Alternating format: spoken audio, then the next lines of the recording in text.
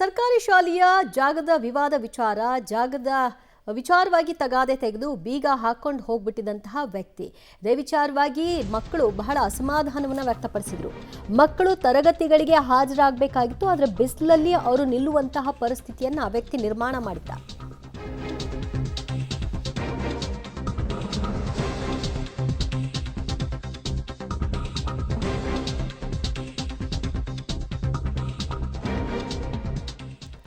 ಸರ್ಕಾರಿ ಶಾಲೆಯ ಜಾಗಕ್ಕೆ ಬೀಗ ಹಾಕಿದಂತಹ ವ್ಯಕ್ತಿ ವಿವಾದಕ್ಕೆ ಕಾರಣವಾದ. ಮಕ್ಕಳು ತರಗತಿಗಳಿಗೆ ಹಾಜರಾಗದಂತೆ ಅಡ್ಡಿಪಡಿಸಿದಂತಹ ವ್ಯಕ್ತಿ ಆತ. ಹಾವೇರಿ ಜಿಲ್ಲೆ ಬ್ಯಾಡಗಿ ತಾಲೂಕಿನ ಮಲ್ಲೂರು ಗ್ರಾಮದಲ್ಲಿ ಕಂಡುಬಂದಂತಹ ಘಟನೆ. ಶಾಲೆಗೆ ಬೀಗ ಜಡಿದು ಈರಪ್ಪ ಕುಲಕರ್ಣಿ ಎಂಬ ವ್ಯಕ್ತಿ ಅಲ್ಲಿಂದ ಪರಾರಿಯಾಗ್ಬಿಟ್ಟ. ಶಾಲೆಗೆ ಬಂದು ಹೊರಗೆ ಕಾದು ಬಿಸಿಲಿನಲ್ಲೇ ಕುಳಿತು ಪಾಠ ಕಲಿಬೇಕಾದಂತಹ ಅನಿವಾರ್ಯ ಪರಿಸ್ಥಿತಿ ಆ ಮಕ್ಕಳದ್ದಾಗಿತ್ತು. ಮಲ್ಲೂರು ಸರ್ಕಾರಿ ಹಿರಿಯ ಉರ್ದು ಪ್ರಾಥಮಿಕ ಶಾಲೆ ಅದಾಗಿದೆ. ಶಾಲೆಗೆ ಈ ವಿಷಯ ಗೊತ್ತಾಗ್ತಿದ್ದ ಹಾಗೆ ತಹಶೀಲ್ದಾರ್, ಬಿಇಒ, ಪೊಲೀಸರೆಲ್ಲರೂ ಕೂಡ ಭೇಟಿ ಕೊಟ್ಟರು.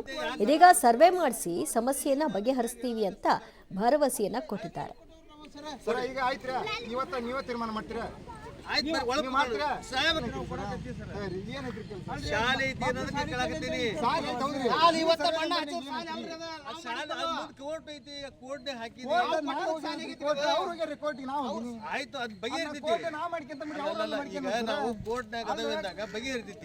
ಅದ್ರ ಮಧ್ಯೆ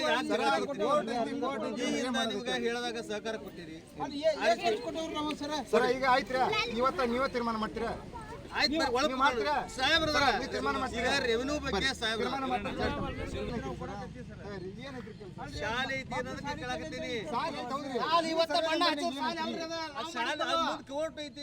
ಇದು ಸರ್ಕಾರಿ ಹಿರಿಯ ಪ್ರಾಥಮಿಕ ಉರ್ದು ಶಾಲೆ ಮಲ್ಲೂರಿಗೆ ಸಂಬಂಧಿಸಿದಂತೆ ಇವತ್ತು ಮುಂಜಾನೆ ಶಾಲಾ ಪ್ರಾರಂಭ ಆಗೋ ಪೂರ್ವದಲ್ಲಿ ಈ ಸ್ಥಳದ ಮಾಲೀಕರು ಅನ್ನುವಂಥವರು ಅವರಿಗೆ ಹಿಂದಿನಿಂದ ಈ ಶಾಲೆಗೆ ಯಾವುದೇ ಒಂದು ಥರದ ಲೀಗಲಿಟಿ ಇಲ್ಲ ಅನ್ನೋ ಒಂದು ಉದ್ದೇಶದಿಂದ ಅವರು ಏನೋ ತಪ್ಪು ಸಮಸ್ಯೆಯಿಂದ ಅವರು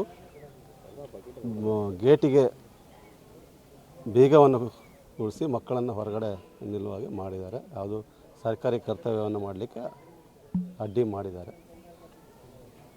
ಆ ವಿಚಾರ ತಿಳಿದು ನಾನು ಇಲ್ಲಿ ಸ್ಥಳಕ್ಕೆ ಬಂದಾಗ ಇಲ್ಲಿ ಪರಿಸ್ಥಿತಿಯನ್ನು ಅವಲೋಕನ ಮಾಡಿದಾಗ ಅವರಿಗೆ ಕನ್ವಿನ್ಸ್ ಮಾಡಿ ನಿಮ್ಮದೇನಿದ್ರೂ ಕಾನೂನಾತ್ಮಕವಾಗಿ ಹೋರಾಟಗಳಾಗಲೇಬೇಕು ಹೊರತು ನೀವು ನೇರ ಮಾಡಲಿಕ್ಕೆ ಆಗೋದಿಲ್ಲ ಅಂತ ಹೇಳಿ ಆ ಗೇಟನ್ನು ಅವರೇ ಓಪನ್ ಮಾಡಿದ್ದಾರೆ.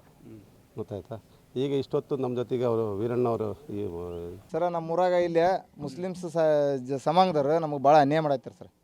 ನಾವು ನಮ್ಮ ಅಪ್ಪಾರ ಹಿಂದೆ 5 ಗುಂಟೆ ಜಾಗ ಕೊಡ್ತೇವೆ ಅಂತ ಹೇಳಿದ್ದು ಕರೆಯವು. ಯಾವುದು ದಾನ ಧರ್ಮ ಏನಿಲ್ಲ, ಒಪ್ಪಿ ಪತ್ರ ಮ್ಯಾಗ ಅದಾರ.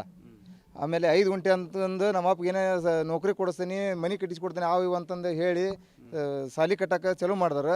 ಇವತ್ತು ಸರ್ಕಾರ ಭೂಮಿ ಆ ಭೂಮಿ ಅಂತಂದು ನಮ್ಗೆ ಅನ್ಯಾಯ ಮಾಡಾಯ್ತಾರೆ. ಅದರಿಂದ ನ್ಯಾಯ ಬೇಕು. ಖರಾಬ್ ಲ್ಯಾಂಡ್ ಎಲ್ಲಿ ಹೋದ್ರೂ ಯಾವ ಹಿಡಿಯೋದಾಗ ನೋಡ್ರಿ, ಎಲ್ಲರೂ ನೋಡ್ರಿ ಮಾಲೀಕ ಅಂತ ತೋರಿಸೈತಿ.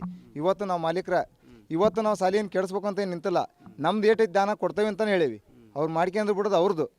ನಾವು ಅನ್ಯಾಯ ಮಾಡತ್ತಿಲ್ಲ ಮಕ್ಕಳಿಗೆ, ನಮಗೆ ಅವ್ರು ಅನ್ಯಾಯ ಮಾಡೈತ್ರಿ. ಅದರಿಂದ ನ್ಯಾಯ ಬೇಕು ನಮಗೆ. 2006 ಇದು ಹಿಂಗೆ ನಡೆದತ್ರಿ. ನಮ್ಮ ಅಪ್ಪಾರು ಕೊಟ್ಟಾರಿ ಮಾತು. ನಮ್ಮ ಅಪ್ಪಾರಿಗೆ ಮಾತು ನೀಡಿಲ್ಕ ನಮ್ಮ ಅಪ್ಪಾರಿಗೆ ಕೇಸ್ ಹಾಕಕ್ಕೆ ನಮ್ಮ ಅಪ್ಪಾರಿಗೆ ಏನೇನು ಮಾಡಿರೋರು ನಮ್ಮ ಜಾಗಕ್ಕೆ ನಮಗೆ. ಅವ್ರು ಕಳ್ಕೊಂಡಿದ್ದು ಒಂದು ಸಂಕ್ಟ್ರಿ, ಜಾಗನೂ ಕಳ್ಕೊಂತೇವೆ ಅನ್ನೋದು ಒಂದು ಸಂಕ್ಟ್ರಿ. ನಮ್ಗೆ ನಮ್ಮ ಜಮೀನು ಐತ್ರಿ, ಭಾಳ ಇಲ್ರಿ. ಇದು ಇಷ್ಟು ಬಿಟ್ರೆ ನಮ್ಗೆ ಮತ್ತೆ ಭಾಳ ಜಮೀನು ಇಲ್ರಿ. ಹಂಚಿಕೆ ಮಾಡಿದ ರೇಟ್ ಇಲ್ರಿ. ಆ ಉದ್ದೇಶಕ್ಕೆ ನಾವು ಬಡದಾಡಕ್ಕೆ ಹೊಂತಿದ್ರಿ. ಇವತ್ತಿಗೆ ಯಾರು ಬರಂಗಿಲ್ರಿ. ನಾನು ಈ ಶಾಲೆಗೆ ಮತ್ತಷ್ಟು ಮಾಹಿತಿ ಪಡೆಯೋಣ ನಮ್ಮ ಪ್ರತಿನಿಧಿ ಫಕೀರಯ್ಯ ಅಂದ. ಫಕೀರಯ್ಯ, ಈಗ ಜಾಗದ ಮೂಲ ಮಾಲೀಕರು ಯಾರು? ಸೊ ಆ ಮಾಲೀಕ ಈರಣ್ಣ ಕುಲಕರ್ಣಿ ಅನ್ನೋರೇ ಆದರೆ ಹಾಗಾದರೆ ಅದಕ್ಕೆ ಪರಿಹಾರವನ್ನು ಕೊಡದೆ ಜಾಗನೂ ಉಳಿಸ್ಕೊಳ್ತೀನಿ ಅನ್ನೋದು ಹೇಗಾಗುತ್ತೆ? ಪ್ರತಿ ಬಾರಿ ಹೀಗೆ ಮಾಡ್ಕೊಂಡು ಹೋದರೆ ಜಾಗ ನಮ್ಮದು ಅಂತಿದೆ, ಆದರೆ ಅದರ ವಾರಸುದಾರರಾಗಿ ಅದರ ಹಕ್ಕನ್ನು ಚಲಾಯಿಸಲಿಕ್ಕೆ ಯಾವುದೇ ರೀತಿಯ ಸಾಧ್ಯತೆಗಳಿಲ್ಲ. 2006ದಿಂದಲೂ ಕೂಡ ಕಾಯ್ಕೊಂಬಂದಿದ್ದಾರೆ. ಈಗ ಅವ್ರಿಗೇನೂ ಆಗ್ತಾ ಇಲ್ಲ ಇದರಿಂದಾಗಿ ಅಂತ ಗೊತ್ತಾದಾಗ ಸಹಜವಾಗಿ ಅವರು ಅದನ್ನು ಕ್ಲೈಮ್ ಮಾಡಿಕೊಳ್ಳುವ ಪ್ರಯತ್ನ ಮಾಡಿದ್ದಾರೆ. ಆದರೆ ಕಾನೂನಾತ್ಮಕವಾಗಿ ಅವ್ರು ಏನು ಹೋರಾಟ ಮಾಡಬೇಕಾಗಿತ್ತೋ ಅದನ್ನು ಮಾಡಬೇಕು ಅನ್ನೋದು ಅಧಿಕಾರಿಗಳ ವಾದ. ಆದರೆ ನೀವು ಭರವಸೆಯನ್ನು ಕೊಟ್ಟ ಮೇಲೆ ಅವ್ರಿಗೇನೋ ಸರ್ಕಾರಿ ಕೆಲಸ ಕೊಡಿಸ್ತೀನಿ ಅಂತ ಮತ್ತೆ ಪರಿಹಾರ ಕೊಡಿಸ್ತೀವಿ ಅಂತ ಮಾತು ಕೊಟ್ಟ ಮೇಲೆ ಅದನ್ನು ಉಳಿಸ್ಕೊಂಡಿಲ್ಲ ಯಾಕೆ? ಮತ್ತಷ್ಟು ಮಾಹಿತಿ ಕೊಡ್ತಾರೆ ನಮ್ಮ ಪ್ರತಿನಿಧಿ ಫಕೀರಯ್ಯ. ಈಗ ಮೂಲ ಮಾಲೀಕರು ಯಾರು? ಮೂಲ ಮಾಲೀಕರಿಗೆ ಅದರ ಹಕ್ಕಿದೆ ಅನ್ನೋದಾದರೆ ಅದರ ಪರಿಹಾರವನ್ನು ಕೇಳೋಕೆ ಅವ್ರಿಗೆ ಹಕ್ಕಿಲ್ವಾ? ದಿವ್ಯಜ್ಯೋತಿ, ಇದು ಕಳೆದ 2006ರಲ್ಲಿ ಆ ಗ್ರಾಮದ ಜನರು ಕೂಡ ಸರ್ಕಾರಿ ಉರ್ದು ಶಾಲೆಗೆ ಜಾಗ ಇರಲಿಲ್ಲ ಅನ್ನೋ ಕಾರಣಕ್ಕಾಗಿ ಗ್ರಾಮದ ಮುಖಂಡರು ಕೂಡ ಪಂಚಾಯಿತಿ ಮಾಡಿಯನ್ನ ಏನು 5 ಗುಂಟೆ ಜಾಗವನ್ನು ದಾನಪತ್ರವಾಗಿ ಮಾಡ್ಕೊಂಡಿದ್ರು. ಆದರೆ ಅವರು ಕೆಲವೊಂದಿಷ್ಟು ಷರತ್ತನ್ನು ಹಾಕಿದ್ರು. ಅಂದರೆ ಗ್ರಾಮದ 3 ಮಕ್ಕಳಿದ್ರು ಕೂಡ ಅವರಿಗೆ 3 ಮನೆ ಮಂಜೂರು ಮಾಡಬೇಕು, ಒಂದು ಸರ್ಕಾರಿ ಕೆಲಸವನ್ನು ಕೊಡಿಸ್ಬೇಕು ಅನ್ನೋ ಷರತ್ತನ್ನು ಹಾಕ್ಕೊಂಡಿದ್ರು. ಆದರೆ ಗ್ರಾಮಸ್ಥರು ಮಾತ್ರ ಅದು ಯಾವ ಕೆಲಸವನ್ನು ಮಾಡಲಿಲ್ಲ. ಹೀಗಾಗಿ ಅವರ ಮಕ್ಕಳು ಇವತ್ತು ಏಕಾಏಕಿ ಶಾಲೆಗೆ ಆಗಮಿಸಿ ಬೀಗವನ್ನು ಹಾಕಿ ಮಕ್ಕಳನ್ನು ಹೊರಗಡೆ ಹಾಕಿ ಏನು ಪ್ರತಿಭಟನೆಯನ್ನು ಮಾಡಿರುವಂಥದ್ದು. ಅಂದರೆ ನಮ್ಮ ಜಾಗವನ್ನು ನಮ್ಗೆ ಕೊಟ್ಬಿಡಿ, ನೀವು ಯಾವುದೂ ಕೆಲಸವನ್ನು ಮಾಡಿಲ್ಲ ಅನ್ನೋ ಕಾರಣಕ್ಕಾಗಿ ಇವತ್ತು ಹೊರಗೆ ಹೋಗಿ ಅನ್ನೋ ಮಾತನ್ನ ಏನು ವೀರಣ್ಣ ಕುಲಕರ್ಣಿ ಅವರು ಹೇಳಿರುವಂಥದ್ದು. ಸ್ಥಳಕ್ಕೆ ಏನು BO ಆಗಿರ್ಬೋದು ಮತ್ತು ತಹಸೀಲ್ದಾರ್ ಅವರು ಭೇಟಿ ನೀಡಿ ಅವರನ್ನು ಮನವೊಲಿಸುವಂಥ ಕೆಲಸವನ್ನು ಮಾಡಿದರು. ಆದರೆ 5 ಗುಂಟೆ ಜಾಗವನ್ನು ಕೊಟ್ಟಿದ್ವಿ ನಾವು, 3 ಗುಂಟೆ ಎಕ್ಸ್ಟ್ರಾ ಒತ್ತುವರಿ ಮಾಡಿ ಈಗ 15 ಗುಂಟೆ ಸರ್ಕಾರಿ ಜಾಗ ಇದೆ, ಹೀಗಾಗಿ ನಿಮಗೆ ಈ ಜಾಗ ಸೇರಲ್ಲ ಅನ್ನೋ ಮಾತನ್ನು ಹೇಳ್ತಾರೆ. ಹೀಗಾಗಿ ನಾವು ದಾನವನ್ನು ಕೊಟ್ಟಿಲ್ಲ, ಹೀಗಾಗಿ ನಾವು ಕೊಟ್ಟ ಮಾತಿನಂತೆ ನಡ್ಕೊಂಡಿಲ್ಲ, ಹೀಗಾಗಿ ನಮ್ಮ ಜಾಗವನ್ನು ಬಿಟ್ಕೊಡ್ಬೇಕು ಅನ್ನೋ ಆಕ್ರೋಶದವನ್ನ ಮಾತನ್ನು ಹೊರ ಹಾಕಿರುವಂಥದ್ದು. ಆದರೆ ಅಧಿಕಾರಿಗಳು ಹೇಳುವ ಪ್ರಕಾರ ಇದು ಖರಾಬ್ ಸರ್ಕಾರಿ ಜಾಗ ಇರೋ ಕಾರಣಕ್ಕಾಗಿ 15 ಗುಂಟೆ ಏನು ಸರ್ಕಾರಿ ಶಾಲೆಗೆ ಸೇರುವಂಥ ಮಾತನ್ನು ಹೇಳ್ತಿರುವಂಥದ್ದು. ಒಟ್ಟಲ್ಲಿ ಈಗಾಗಲೇ ಅವರ ಕುಟುಂಬ ಸದಸ್ಯರು ಕೂಡ ಕೋರ್ಟ್ಗೆ ಹೋಗಿರೋ ಕಾರಣಕ್ಕಾಗಿ ಕೋರ್ಟ್ನಲ್ಲಿ ವಿಚಾರಣೆ ಕೂಡ ನಡೀತಾ ಇದೆ. ಆದರೆ ಹಲವು ಬಾರಿ ಮನವಿ ಮಾಡಿದ್ರು ಕೂಡ ಗ್ರಾಮಸ್ಥರು ಅವರಿಗೆ ಮನವಿಯನ್ನ ಮಾಡಿಲ್ಲ. ಹೀಗಾಗಿ ಏನು ದಾಂತಹ ಜನರು ಕೂಡ ಬಂದು ಪ್ರತಿಭಟನೆ ಮಾಡಿರುವಂಥದ್ದು. ನಿಮ್ಮೆಲ್ಲ ಮಾಹಿತಿಗೆ